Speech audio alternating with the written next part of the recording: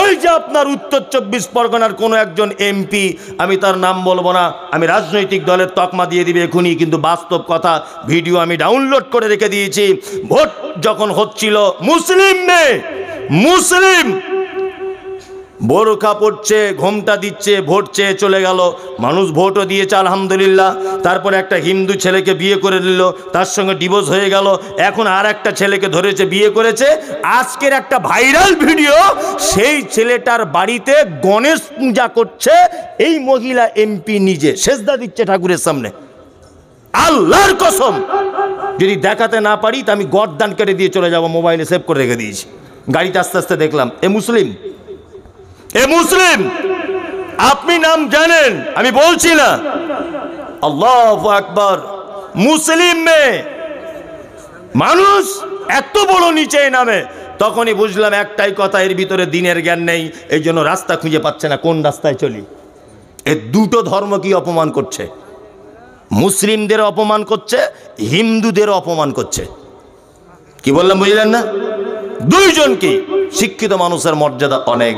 এইবার আপনাকে একটা সারা পৃথিবীর বিখ্যাত শিক্ষিত মানুষের গল্প শোনাবো। গল্পটা পবিত্র আল কোরআন থেকে বলবো, একটা একটা করে আয়াত বলবো আর গল্পটা শুরু করব। এক, শিক্ষিত মানুষের মর্যাদা আল্লাহ সুবহানাহু ওয়া তাআলা কেমন দিয়েছেন এবার দেখুন। আচ্ছা, এই আমার দিকে ফিরুন, এদিকে। সুন্দর বা সুন্দরী, আমরা এইটাকে ভাগ করি কিসের উপরে ডিপেন্ড করে বলুন তো? চামড়া পরিষ্কার যার, তাই না? যার চামড়া পরিষ্কার, এই মেয়েটা খুব সুন্দরী। আপনার ব্যাটারি ধরে নেন, বহু মা দেখতে গেছেন, কি বলবেন? চামড়া পরিষ্কার, খুব সুন্দরী। এই ছেলেটা ভালো, মানে চামড়া পরিষ্কার। আমি আবার এটা বুঝি যে চামড়া পরিষ্কার হলেই যদি তার দাম বেশি হয়, তাহলে আপেলের থেকে মূলোর দাম বেশি হওয়া দরকার ছিল। মনে মনে ভাবছি আর কি, আপেলের থেকে মূল্য বেশি, সাদা না? হ্যাঁ, দাম ওরই বেশি হওয়া দরকার। সিলভার কাপ মাছ বুঝেন? সিলভার কাপ মাছ বলে, ওই নকল ইলিশের মতো দেখতে একটু। ওগুলো কত কেজি? কত? 100-150। কেউ ভালো খেতে চায় না, তাই না? জি। সব থেকে মাছের মধ্যে সাদা চকচকে দেখতে ভালো, ওর, তাই না? সব থেকে সাদা বেশি। আচ্ছা, ওর 120 টাকা কেজি। আর দেশি মাগুর কত কেজি? 1000 টাকার কাছাকাছি, তাই না? তা ও কি দেশি মাগুর সাদা না কালো? কালো। তো কালো তো আবার দাম বেশি কেন? তার মানে এটা বোঝা যায় চামড়া পরিষ্কার ও সুন্দর নয়, ওর দাম বেশি নয়। যার গুণ বেশি তার কে দাম বেশি, তাই না? যার গুণ বেশি তার দাম বেশি। এই দেখুন, আপনাকে এবার একটা মারাত্মক লোকের কথা বলি। এক, পবিত্র আল কোরআনে একটা লোকের নাম এসেছে, তার নাম লোকমান। সবাই নাম শুনেছেন না? লোকমান। লোকমানের বাড়ি কোথায়? না, যারা জেনারেল ছাত্র আছো বন্ধু, তোমরা সবাই জানো। তুমি বলে বলছি তোমাদের, যারা স্কুলের স্টুডেন্ট তাদেরকে, যে দক্ষিণ আফ্রিকাকে বলা হয় দুর্ভিক্ষের মহাদেশ। দক্ষিণ আফ্রিকাকে বলা হয়। আর এই দক্ষিণ আফ্রিকার একটি শহর, তার নাম হাবাসা। যেটা বলি না আমরা হাবশি, হাবশি বেলাল বলি, জায়গাটা আসলে হাবশি নয়, হাবাসা। আর এই হাবাসার বর্তমান নাম হচ্ছে ইথিওপিয়া। এই ইথিওপিয়ার একটা প্রত্যন্ত গ্রাম্য এলাকায় জন্মগ্রহণ করেছিলেন একটি লোক, তার নাম লোকমান। কি নাম? লোকমান। তাফসীর ইবনে কাসিরে বলা হচ্ছে লোকটা দেখতে কেমন ছিল? ঠোঁটগুলো ছিল মোটা, মাটির দিকে ঝোলা, আর কালো কুচকুচ কুচকুচ কুচকুচে লোক, রাতের আঁধারে দেখতে পাওয়া যাবে না। চুলগুলো পাখির বাসার মতো কালো, আপনার ঝাপটা বাঁধানো মতো, আর চওড়াই ছিল খুব। লোকমান তার নাম। আচ্ছা বলুন, লোকমান দেখতে খারাপ, ঠোঁট মোটা, এবং তিনি ছোটতে ফার্নিচারের কাজ করতেন, এবং তিনি মেষ পালন করতেন, বকরি চড়াতেন, এবং তিনি অন্য লোকের অধীনে কাজবাজ করতেন। একটা লোক চাকর বলা যেতে পারে একজনের। এই লোকটার জ্ঞানকে আল্লাহ তাআলা এত প্রাধান্য দিলেন যে এর জ্ঞান তো প্রাধান্য যা দিলেন, এর নামে একটা সূরা অবতীর্ণ করে দিলেন। কি বললাম বুঝলেন? এর নামে সূরা অবতীর্ণ করে দিলেন। আল্লাহ সুবহানাহু ওয়া তাআলা লোকমান হাকিমকে রাকাল থেকে টেনে এনে আনলেন কোথায়? কোরআন মাজিদে। লোকমান হাকিমের জ্ঞান কেমন এই দেখুন, আপনাকে দেখাই। লোকমান হাকিম একদিন মেষ পালনকারী হিসাবে জঙ্গলে এদিক ওদিকে মানে বকরি টকরি চড়িয়ে বাড়ি এসে বসে আছেন লোকমান হাকিম। তার একটা লোক এসে তার মালিককে বলছে, মালিক, তোমাদের লোকমান হাকিমের খবর জানো? তোমাদের লোকমান হাকিম শুধু বকরি চড়ায় না, ও লোকজনকে নিয়ে মসজিদের ভিতরে বসে ফাঁকা জায়গাতে বসে দিনের কথা আলোচনা করে, ওর ভিতরে অনেক জ্ঞান। তখন মালিক বলছে লোকমানকে একটু পরীক্ষা করা যাক। লোকমানকে একদিন মালিক হঠাৎ করে বলছে, লোকমান, আজকে বাড়িতে কি রান্না হয়েছে? বলছে বকরির গোস্ত। তখন বলছে লোকমান, এক কাজ করো তো, বকরির গোস্তের সব থেকে উৎকৃষ্ট দুটো অঙ্গ আমাকে এনে দাও, আমি খাবো। তখন লোকমান আনলেন জিভ আর হৃৎপিণ্ড, এই দুটো জিনিস আনলেন। কিছুদিন পরে আবার বাড়ির মালিক বলছে, লোকমান, আজকে বকরির দেহের নিকৃষ্ট দুটো অঙ্গ আনো। তখনও নিয়ে গেলেন প্লেটে করে জিভ আর এই জায়গাটা। কি বললাম বুঝলেন?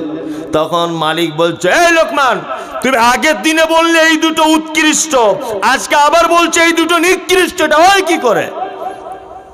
লোকমান তখন বলছে, যাবো না, কোন মানুষের যদি এই দুটো জিনিস যদি ভালো হয় সেই মানুষটা ভালো, কোন মানুষের যদি এই দুটো জিনিস যদি খারাপ হয় তাহলে তার থেকে খারাপ পৃথিবীতে আর কেউ নেই। সারা পৃথিবীতে যত ঝামেলা, ঝগড়া, অশান্তি, সাম্প্রদায়িকতা, ঠেলাঠেলি, মারামারি, গুতোগুতি যা কিছু হয়েছে সব এই দুটো জায়গায়, এই দুটো জায়গার কারণে, তাই না? আব্দুস সুবহান হেঁটে হেঁটে যাচ্ছে, আমি যদি বলি, এই ভাই একটু দাঁড়ান তো, তাহলে ও দাঁড়াবে? দাঁড়াবে না? দাঁড়াবে। এখন ও বন্ধু লোক বলে ওকে দিয়ে বলছে, আর তো কাউকে চিনি না, তা ও রাস্তা দিয়ে যাচ্ছে, আমি পিছন দিক দিয়ে বলছি, এই শালার বেটা, শালা একটু দাঁড়াতো। ভালো করে বুঝবেন, ও বন্ধু লোক বলে ওকে দিয়ে বললাম বোঝানোর জন্যে। প্রথমে বললাম, ভাই একটু দাঁড়ান তো, ও নিশ্চয় ভদ্রভাবে দাঁড়াবে, দাঁড়াবে না? তারপরে যদি বলে, এই শালার বেটা, শালা তুই দাঁড়াতো, আচ্ছা বলুন তো, ও তখন ভদ্র থাকবে না অভদ্র হয়ে আমার গালে একটা 440 ভোল্টেজে চর মারবে? চর মারবে যে তুই আমায় গাল দিলি কেন? বলবে কি বলবে না? বলবে।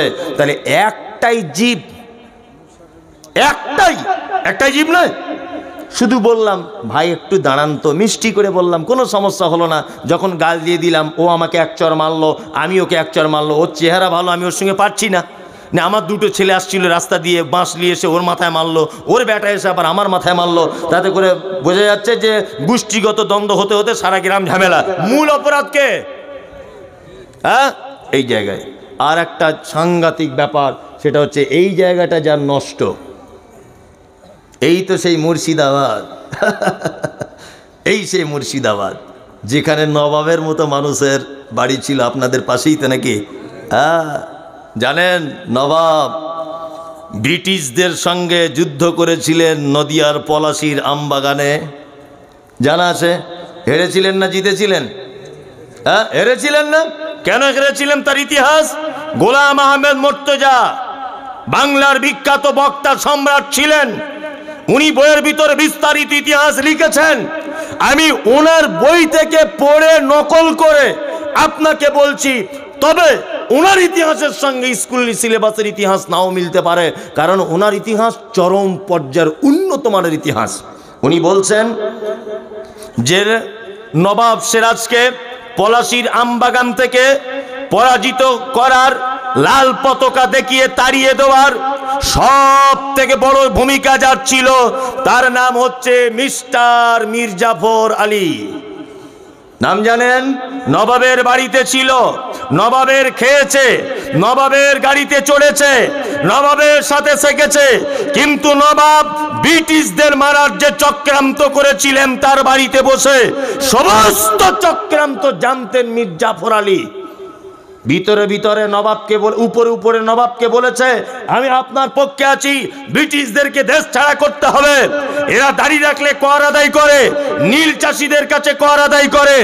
এরা তো সেই ব্রিটিশ, নামের আগে মোহাম্মদ লিখলে কর আদায় করে, মুসলিম নাম দেখলে কর আদায় করে। এই ব্রিটিশকে ঐক্যবদ্ধভাবে দেশ ছাড়া করে দিতে হবে। সমস্ত রকমের কথা মীর জাফর আলী নবাবের বাড়িতে বসে বসে করেছে। কিন্তু এত বড় এ গাদ্দার, সমস্ত নবাবের রণকৌশল ব্রিটিশদের গোয়েন্দাদের কাছে রাতের অন্ধকারে সব পৌঁছিয়ে দিত। তার মানে এর অন্তরে একরকম আর মুখে আর এক রকম।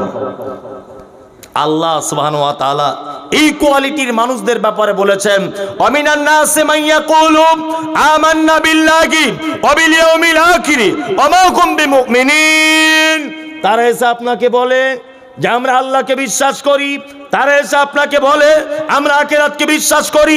আমি আল্লাহ বলছি ওয়া মা হুম বিমুমিনিন, তারা কেউ মুমিন নয়। তারা আপনাকে অন্তরে অন্তরে, তারা আপনাকে উপরে উপরে নবী বলে মানে, আর আপনার গোপন কথা সব আবু জেহেল আবু লাহাবকে গিয়ে বলে দেয়। এরা হচ্ছে পাক্কা মুনাফিক। কি বললাম বুঝতে পেরেছেন? লোকমান হাকিম তার বেটাদেরকে শিক্ষা দিচ্ছেন। আমি একটা শিক্ষার কথা বলে দিব, আপনি আপনার বেটাকে বলে দিবেন রাত 1টা বাজে তো বলতো যেন আমার ইতস্তবোধ হচ্ছে, কিন্তু লোক তো যায় না। আমি ভাবছি যে আপনারা চলে গেলে আমার সুবিধা হয়, কিন্তু লোক তো যায় না। আর এক বিপদ দেখি কোরআন। এই দেখুন, আবার বলছে একটু সুর করে বলুন। সুর করে আর কি বলবো বলুন নাকি, আমি সুর করে বলতে ভাল লাগে না। আল্লাহ সুবহানাহু ওয়া তাআলা লোকমান হাকিম তার বেটাদের যে শিক্ষা দিয়েছেন, সেই শিক্ষা অত্র কোরআনের ভিতর আল্লাহ সুবহানাহু ওয়া তাআলা নোট করেছেন। আমি একটা একটা করে বলছি, আপনি আপনার বেটাকে গিয়ে আজকেই বলে দিতে হবে ইনশাল্লাহ। বেটা বেটিকে ইনশাল্লাহ বলে দিব, ইনশাল্লাহ। এক, আল্লাহ বলছেন ওয়া ইয ক্বালা লুকমানু লিইবনিহি ওয়া হুয়া ইয়াইযুহু ইয়া বুনাইয়া লা তুশরিক বিল্লাহ ইন্নাশ শিরকা লাযুলমুন আযীম। এক, লোকমান তার বেটাকে বলছে আব্বু জীবনে যেন কোনোদিন শিরিক করবে না। এটা হচ্ছে একটা বড় শিক্ষা। আপনার পরিবারকে জাহান্নাম থেকে বাঁচাবার সব থেকে বড় শিক্ষা কি? আপনার পরিবারকে শিরিক থেকে বাঁচাতে হবে। শিরিক কাকে বলে এটা তো সকলেই জানেন, জানেন না? জানেন। তারপরেও বলে দিই, আল্লাহর যে ক্ষমতা আছে, এই ক্ষমতা পৃথিবীর অন্য কারো আছে এটা মনে করা কি শিরক। বাচ্চা কাচ্চা হয় না, দেওয়ার মালিককে আল্লাহ। রুজি দেওয়ার মালিককে আল্লাহ। সুস্থতা অসুস্থতা, বাঁচানো, হায়াত মওত সব মালিককে আল্লাহ। তারপরেও দেখছি ড্রাইভার সাহেব করে হঠাৎ করে ব্রেক মেরে গাড়ি দাঁড় করিয়ে দিল। কি ব্যাপার? প্যাসেঞ্জারের সব নাক মুখ ফুলে যাচ্ছে, কি ব্যাপার? বলছে একটা বিড়াল চলে গেল সামনে থেকে। বাসের ড্রাইভার বলছে একটা বিড়াল চলে গেল। আচ্ছা বলুন, ও তো বিড়াল, ও তো নিজেই জান নিয়ে ছুটছে, অ্যাক্সিডেন্ট হয়ে যাবে কিনা? তো ও আপনার বাসের অ্যাক্সিডেন্ট হওয়া বা করার এই ডিপার্টমেন্টও আছে নাকি? আছে? নাই। 4-5টা আংটি পড়ে আছে। শিরিক বলছি আপনাকে। এই যে বলছে এটা এই আমার বউ কথা শোনে না, তাই এটা ঘন ঘন পেচ্ছাপ হয়, রাতে চমকে উঠি, আর এটা ঘন ঘন বাপের বাড়ি চলে যায়, আসতে চায় না, এই কারণে 4টে আংটি 4টে পাথর নিয়ে বসে আসে। এই যুবক ছেলে, হ্যামসাম যুবক, ওকে দেখলে কত মেয়ে মনে হয় প্রপোজ করবে, এরকম একটা যুবক 4টা আংটি পাথর পড়ে বসে আছে। তা ভালো, জিজ্ঞেস করছি ভাই 4টে? বলছে 4টের কাজ 4 রকমের। আমি মমতাজুল ইসলাম আপনাকে বলছি, কলকাতায় যারা রাজমিস্ত্রি কাজে যান বা কোনো কাজে যান, না খোদা মসজিদ সবাই জানেন, না খোদা মসজিদের মেন গেটে ঢোকার যে রাস্তা, তার ডান দিকে যখন ঢুকবেন একটা সুফিয়া বলে হোটেল আছে। এই সুফিয়া হোটেলের সামনে দেখবেন এরকম 20-50টা দোকান লাগানো আছে, শুধু তাবিজ, কবজ, মাদুলি, হরেক রকমের পাথর এইসব বিক্রি হয়। মানে এটা এক শ্রেণীর চিটিংবাজদের কারবার আর কি। কি বললাম বুঝলেন না? সব বিক্রি হয় ওখানে। আর ওখান থেকে কিনে আনে, এ বাড়িতে সেই ছোট ছোট শিল পাওয়া যায়, আরবি লেখা থাকে, অনেক ভণ্ডরা দেখবেন বাড়ি টাড়ি বন্ধ করে না, ওই সব ওই কলকাতা বড় বাজারে পাওয়া যায়। আর এই পাথর কেজি দরে পাওয়া যায়, 4 আনা করে পিস, হয়তো হিসেব করলে পড়বে 4 আনা পিস পাথর, 8 আনা পিস। ওই মাল 2,500 টাকা বিক্রি করছে হেডমাস্টারকে, বিক্রি করে বলছে তোমার বইয়ের ছেলে হবে। আশ্চর্য ব্যাপার, বলছে হেডমাস্টারে পড়েছে কোন স্কুলে, তার বাপ মাকেও বেঁচে নাই। হ্যাঁ, ওর কপালে ঝ্যাঁটা লেগেছে বলে কলকাতার পাথর নিয়ে চিটিংবাজি করছে, আর হেডমাস্টার কিনছে ওর বইয়ের ছেলে হবে বলে পাথর। আশ্চর্য ব্যাপার, এই ঘটনা ঘটছে কি ঘটছে না। চলুন, হযরত ওমরের নাম শুনেছেন? ওমর খুব জ্ঞানী লোক, তো খুব জ্ঞানী লোক। জান্নাত থেকে একটা পাথর ডাইরেক্ট পৃথিবীতে এসেছে, তার নাম হাজরে আসওয়াদ। মুসলিম শরীফের হাদিস, বিশ্বনবী তিনি বলছেন ওই পাথরটা যখন জান্নাত থেকে আসে তখন দুধের থেকেও বেশি সাদা ছিল পাথরটা। কিন্তু আদম সন্তান পাপের বোঝা নিয়ে মক্কাতে এমন চুমু খেয়ে নিয়েছে, পুরো কালো আলকাতরার মতো করে দিয়েছে। আমিও চুমু খেয়ে এসেছি, 3 বার চুমু খেয়ে এসছি ওখানে। আল্লাহু আকবার, একদম সত্যি কালো। হাজি সাহেব যারা তারাও চুমু খেয়েছে, তবে আমাদের বাঙালি হাজিরা খুব চান্স কম পায়, মানে এরা তো বুড়ো বয়সে যায়, আর বুড়ো বয়সে গিয়ে কোনো কাজ নাই। ওই আফ্রিকা নাইজেরিয়ান ছেলে মেয়েদের এইরকম একটা গুঁতো খাবে, 40 ফুট দূরে গিয়ে পড়বে, ওর যাওয়া মানে বেকার। কি বললাম বুঝলেন? 4-5 জনকে যেন ও মোটামুটি সামলে নিতে পারে, এই বয়সে যেন কেউ হজ বা উমরা করতে যায়। ও বুড়ো বয়সে এরকম করে গিয়ে ও কোনো লাভ নেই, বেকার একদম, কোনো কাজ করতে পারবে না ও। যাই হোক, তারপরেও আল্লাহ যাদের কবুল করেছে তারা গেছে। যাই হোক, এখন এই হাজি সাহেবরা হজ করতে গিয়ে পাথরে চুমু খায়, খায় না? খায়। হযরত ওমর এইরকম ভাবে দাঁড়িয়ে ওই পাথরের দিকে আঙুল দিয়ে বলছে, পাথর, আমি তোমাকে কোশ্চিন কালো চুমু খেতাম না, কোনোদিন তোমাকে আমি চুমু করতাম না, শুধু চুমু খাবো এই কারণে আল্লাহর নবী খেয়েছিলেন তাই। তার মানে পাথর তুমি আমার কোনো রকমের উপকার কিছু করতে পারো না, ক্ষতি করতে পারো না। তার মানে জান্নাতের পাথর যদি মানুষের উপকার ক্ষতি করতে কিছু না পারে, তা এই চিটিংবাজদের পাথরে কাজ হয়? কাজ হয় বলুন? নাই। কলকাতাতে একটা মাজার আছে, তার নাম বাগমারি, জানেন? নাম শুনেছেন? বাগমারি, ওই মানিকতলার পাশে, মনে হয় মানিকতলার পাশে বাগমারি। সোশ্যাল মিডিয়াতে এখনই সার্চ করবেন বাড়ি গিয়ে, বাগমারির দরবার শরীফ। বাগমারির দরবার শরীফ পীর সাহেব বক্তব্য রাখছে আর বলছে, বাবারে ও মায়ের আমার, কি ঘটনা কি সেটা বল। তবে যে ঘটনা হচ্ছে, আল্লাহর নবী খন্দকের যুদ্ধের দিনে যে পাথর পেটে বেঁধেছিলেন, ওই পাথর আর কোথাও সংরক্ষণ করা হয়নি। ওই পাথর ওইখান থেকে নিয়ে চলে আসা হয়েছে আমাদের কলকাতার বাগমারিতে, আর সেই পাথর এখানে রাখা আছে। কেউ যদি 7 বার এই পাথরটা চক্কর দিয়ে ঘোরে, তাহলে ফাল্গুন চৈত্র মাসের গাছের পাতা যেমন ঝরঝর ঝরঝর ঝরঝর করে পড়ে, ঠিক তেমন তার গোনাগুলো ঝরঝর করে পড়ে যাবে। আমি কমেন্ট করে দিয়েছি, পাক্কা চিটারের বেটা চিটার। হ্যাঁ, মক্কা মদিনায় কোটি কোটি মানুষ বসবাস করছে, ওই পাথর ওখানের কোনো মিউজিয়ামে রাখতে পেল না, আর ওইখান থেকে চলে এলো পাথর তোমার বাগমারিতে। পাছার চামড়া তুলে দিব, বিয়াদব কোথাকারে, মিথ্যুক, শিরক। পৃথিবীর একটা ভয়ঙ্কর পাপ, মারাত্মক ভয়ঙ্কর পাপ। আপনার স্ত্রী খুব সুন্দরী দেখতে, খুব সুন্দরী। আচ্ছা বলুন তো, আপনার স্ত্রী যে সুন্দরী, এতে আপনার কোনো অবদান আছে? আছে? নাই, কোনো অবদান নেই, কোনো অবদান নেই। আপনার অবদান কি করে না, আপনি বিয়ে করেছিলেন, 5,000 টাকা মোহর, ইমাম সাহেবকে 500, আর একটা নাকের ফুল দিয়েছিলেন, দিয়ে আপনার বউ হয়ে গেছে। অপরূপা সুন্দরী আপনার স্ত্রী, ওকে রেখে আপনি দিল্লি খাটতে গিয়েছিলেন, 6 মাস পরে বাড়ি এসছেন। এই 6 মাসের ভিতরে আপনার সুন্দরী বউ আপনার ছোট ভাইয়ের সঙ্গে চুলের পাড়ে বসে গল্প করতে করতে করতে করতে করতে একটু খাতির হয়ে গেছে আর কি। এখন আপনি 6 মাস পরে বাড়ি এসে দরজা খুলে দেখছেন আপনার নিজের ছোট ভাই আপনার বউয়ের গলা ধরে চুপচাপ মেরে বসে আছে বা শুয়ে আছে। বলুন তো আপনার রাগ হবে কি হবে না? হবে। কেন, নিজের ভাই ভাবি হিসাবে গলা ধরেছে তাও রাগ হবে?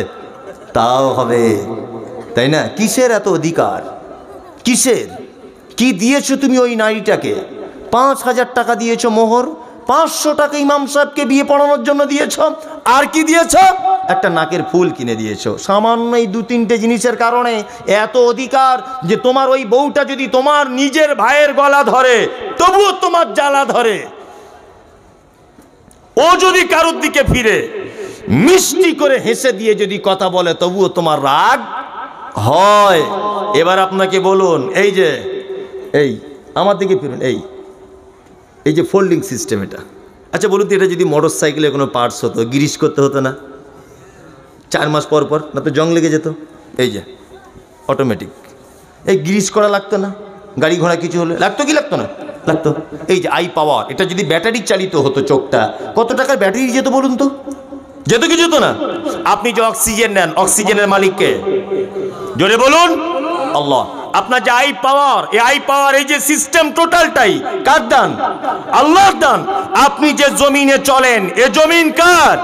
আল্লাহর। সামান্য 5,000 টাকা মোহর দিয়ে অন্যদিকে যদি তোমার বউ কারোর দিকে ফিরে তাকায়, তোমার যদি জ্বালা ধরে যে আল্লাহ তোমাকে বানিয়েছে, তোমার রুজির ব্যবস্থা করেছে, তোমার আই পাওয়ার দিয়েছে, তোমার গিরিজ ভরে দিয়েছে মরণের মতো করে, তোমার কথা বলবে স্পিকিং পাওয়ার দিয়েছে, তুমি জমিনে চলবে প্রশস্ত করে দিয়েছে, তুমি ব্যবসা করবে তোমার দক্ষতা দিয়েছে, তুমি যা কিছু করবে টোটালটাই দান কার? কার? আল্লাহর। যদি এই আল্লাহকে বাদ দিয়ে অন্য কারোর সঙ্গে যদি গলা ধরে পীড়িত করতে যান, এটা আল্লাহ রাগ করবে না খুশি হবে? হ্যাঁ, খুশি হবে না, রাগ করবে। এর নাম শিরক। বুঝাতে পেরেছি? তার মানে সৃষ্টিকর্তা আল্লাহকে বাদ দিয়ে অন্য কোথাও যাওয়া মানে শিরক। চলুন আপনাকে আর একটা কথা বলে দিই, বিস্তারিত করে বলছি না। আল্লাহ বলছেন, ওয়াসাইনাল ইনসানা লিওয়ালিদাইহি হামালাতুহু উম্মুহু আহানান আলা আহানিন ওয়া ফিসালুহু ফি আমাইনি আনিশকুরলি ওয়া লিওয়ালিদাইকা ইলাইয়াল মাসির। লোকমান হাকিম তার বেটাকে বলছে, বেটা সংক্ষিপ্ত বাচ্চা দিয়ে বলছি, তোমার আব্বা মায়ের সাথে ভালো ব্যবহার করো, কারণ তোমার মা তোমাকে কষ্টের পর কষ্ট গর্ভধারণ করেছে এবং 2 বছর যাবৎ তোমাকে দুধ পান করিয়েছে। কখনো তাদের সঙ্গে অসৎ ব্যবহার করিও কি না। আমরা করি, বাপ মায়ের সঙ্গে ভালো ব্যবহার করি? করি না, কেউ করি না। সব সুন্দর বউ নিয়ে ব্যস্ত, বাপ মায়ের কথা আর কারো মনে থাকে কি না? আল্লাহু আকবার। তবে আমাদের বাপ মারা সেবা যত্ন পায় না, আমাদেরও কিছু দোষ ত্রুটি আছে, আছে না? আব্বা মায়েদের কিছু ভুল ত্রুটি নাই? অবশ্যই আছে। তার 1 নম্বরের ভুল, মা দেখবেন ওই বেটাকে কোলে করে নিয়ে বেশি ঘোরে যে বেটা বেশি টাকা পয়সাওয়ালা। দেখবেন অনেক বাপ মারা 2 রকম চোখে বিচার করে না?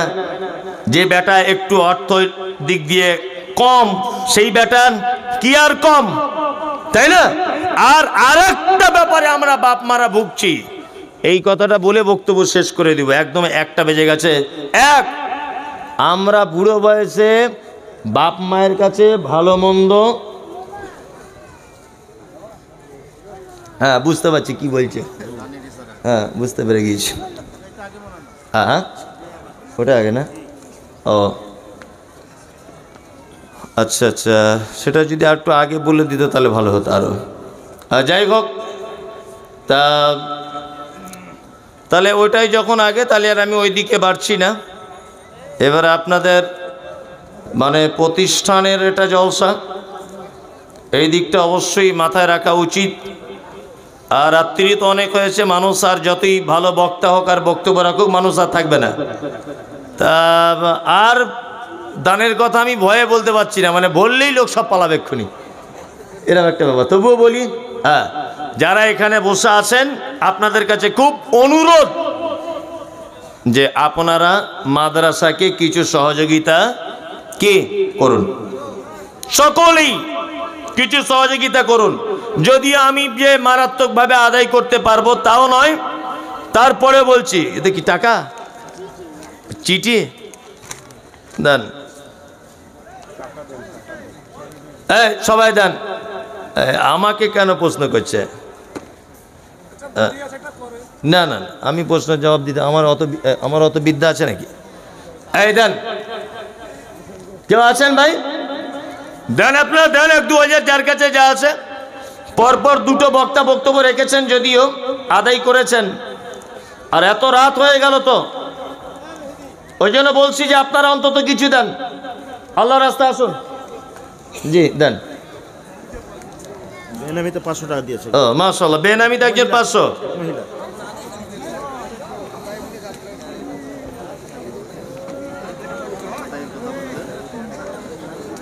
আচ্ছা ভাই, চলে তো যাবেন, অন্তত 200-500 টাকা দিয়ে যান মাদ্রাসাতে, চলে তো সবাই যাবেন, শেষ দুয়াটাও নিয়ে যান। জি মাশাআল্লাহ, দেন সকলেই দেন। এই না শেখ হাত দিয়ে। হ্যাঁ আসলে না, মানুষ তো সব চালাক, জানে প্রধান বক্তা দান চাইছে মানে আর থেকে লাভ নাই, ও আর কিছু বলবে না, সবাই বোঝে আর কি ব্যাপারটা। জি দেন, সকলেই দেন। ইসলামে একটাই তো মাযহাব, কেন 4টি মাযহাব? মানা কি ফরজ না ওয়াজিব? না কিছুই নয়, মাযহাব মানা কিছুই নয়। আল ইয়াউমা আকমালতু লাকুম দীনাকুম ওয়া আতমামতু আলাইকুম নি'মাতি ওয়া রাযীতু লাকুমুল ইসলাম দীনা। ইসলাম মুহাম্মদ সাল্লাল্লাহু আলাইহি ওয়াসাল্লামকে দিয়ে পরিপূর্ণ করে দেওয়া হয়েছে। এখানে আর কোনো মাযহাব টাযহাব কাউকে দিয়ে ইসলামের আর কিছু ঢোকানো যাবে না, এর থেকে কিছু বার করাও যাবে না।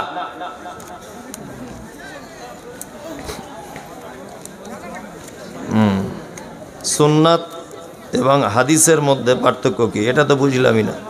যাই হোক, শায়েখরা আছেন, ওনারা বলবেন, আমি বলতে পারছি না। জি জি, হ্যাঁ আসুন আসুন, সকলেই দেন, সকলেই দেন। জি জি। তুমি আসমানে থাকো প্রভু, আমি জমিনে। তুমি আসমানে থাকো প্রভু, আমি জমিনে। তবু তোমারি প্রেম জমে হৃদয় গহীনে। আমি তোমারি গোলাম গো, অন্য কারণ। আমি তোমারি গোলাম গো, অন্য কারণ। আলিমুল গায়ব তুমি, মালিক রব্বানা। আল্লাহ আল্লাহ আল্লাহ আল্লাহ। তুমি আসমানে থাকো প্রভু, আমি জমিনে। তবু তোমারি প্রেম জমে হৃদয় গহীনে। আমি তোমারি গোলাম গো, অন্য কারণ। আমি তোমারি গোলাম গো, অন্য কারণ। আলিমুল গায়ব তুমি, মালিক রব্বানা। আল্লাহ আল্লাহ আল্লাহ আল্লাহ। সকলেই দেন। হাজির বেটার বিয়ে হলো কাজীর বেটির সাথে, হাজির বেটার বিয়ে হলো কাজীর বেটির সাথে। কাজীর বেটি বলছে আমি যাব সিনেমাতে। হাজির বেটা বলে ওগো বাপ যে আমার হাজি, তোগার বেই কেমন করে কেমন হব রাজি। কাজীর বেটি দুঃখ মনে কথা নাকি বলে, হাজির বেটা দুঃখ মনে, কাজীর বেটি দুঃখ মনে কথা নাকি বলে। হাজির বেটা পড়লো ফেরে বোঝাই কোন ছলে, সিনেমা দেখা মেয়ে মানুষ ঘরে রাখা দায়। অবশেষে রাজি হতে হলো নিরুপায়। হাজির বেটা বলে শোনো শোনো গো সুন্দরী, আমার ছোট আমার জামা পড়ো তাড়াতাড়ি। দুই বন্ধুর মতো তারা গেল সিনেমাতে, রাস্তা তাদের জানা আছে সন্দেহ নাই তাতে। বিয়ের আগে কত গেছে হিসাবকে বা রাখে, হলের সামনে দাঁড়িয়ে গেল লাগলো আলোর ছটা। অনেক দিনের পুরাতন বন্ধুর সাথে হলো দেখা। বন্ধু বলে ওরে বন্ধু এটা কে তোর হয়? বন্ধু বলে এটা আমার শালার পরিচয়। একজন 200 টাকা দিয়েছে। আর বলবো না, আপনারা চলে যান।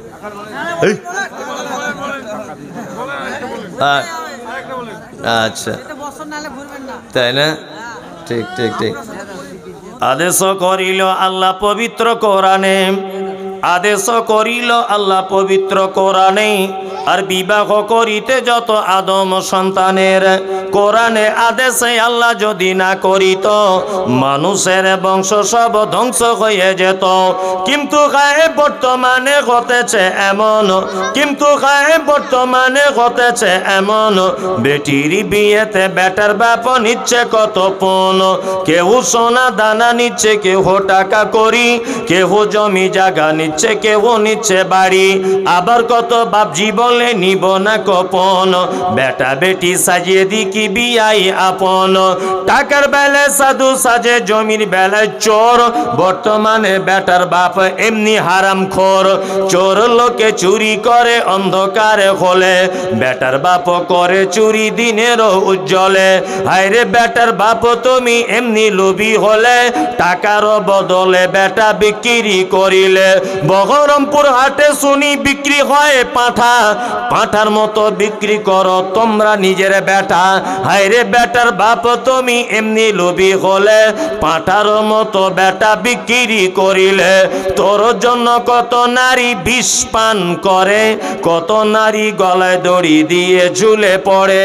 এর জন্য কে বাদাই জানো বেটার বাপ, শত শত বেটির বাপরা দিচ্ছে অভিশাপ। ঠিক আছে, শেষ করে দিই। শেষ তো করে দিলেন, আদায় তো কিছু হলো না। বাকি আছে আপনার বাকি আছে, মানে আদায় দেওয়ার জন্য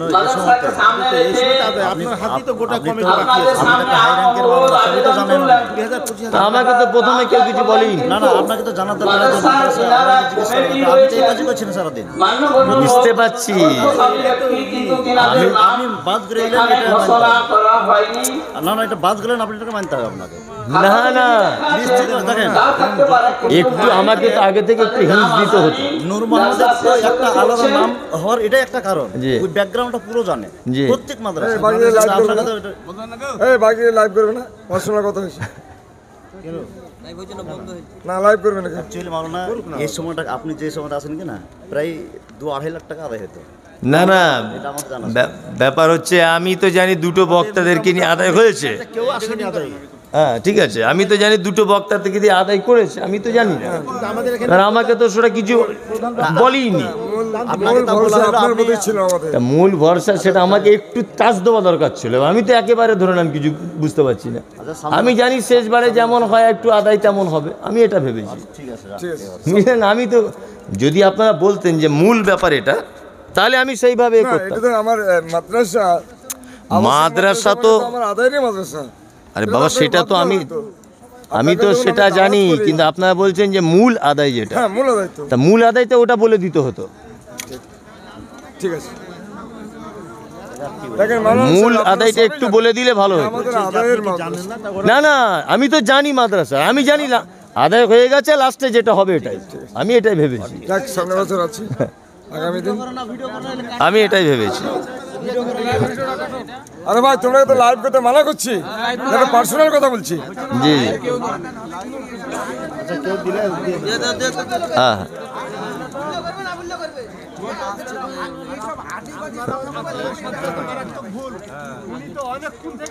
হ্যাঁ